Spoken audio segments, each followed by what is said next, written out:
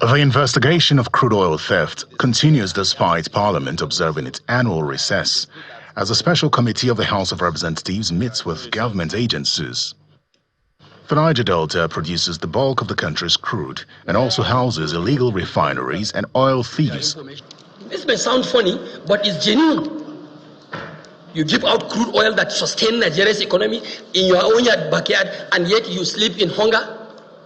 Absence of PMS and AGO in the NNPCL floating station has enabled illegal bunkering. The Niger Delta Development Commission is questioned by the Special Committee on its efforts to address crude oil theft in the region. If you want to say that you are going to do any pipeline vandalization around Nembe area because of the road NDDC has provided, you will not go there because the security operatives, both Army and Navy, can get there at any moment's notice. The lawmakers then turn their attention to the Economic and Financial Crimes Commission. Do you consider the current legal framework that establishes your organization enough in terms of your operations for you to checkmate the illegal financial transaction that is embedded in the activities of oil theft? We would love to have an improvement on our legal framework as it currently is.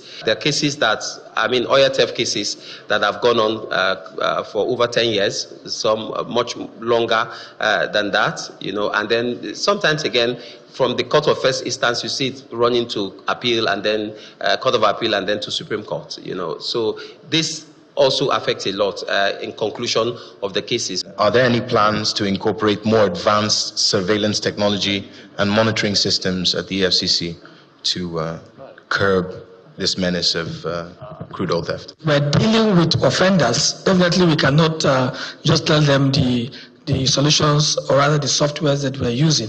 But what I want to say is we're deploying technology in dealing with this, both at the intelligence level, at the investigative level, and even at the level of prosecution. The committee requests for statistics to assess the success rate of the Commission in the fight against crude oil theft. What convictions have you been able to secure over the years? Is it conviction as to oil theft cases specifically? Oil theft. Like my colleague said earlier, we can give numbers to this, but we can be able to check our database and give you precisely what is that number it is that we have. How many cases do you have before you? Do you have an idea? Just an idea. I will not be fair to my organization if I just give a specific number. But I want to tell you that it runs into hundreds. Yes, if you look at our document here, 2019 alone, the cases that we even took to court is over 400.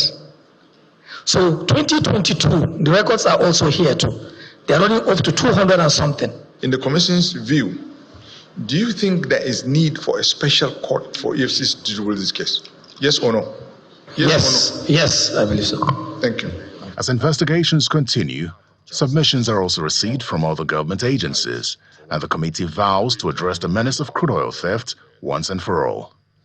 Terry Ikumi, Channels Television News.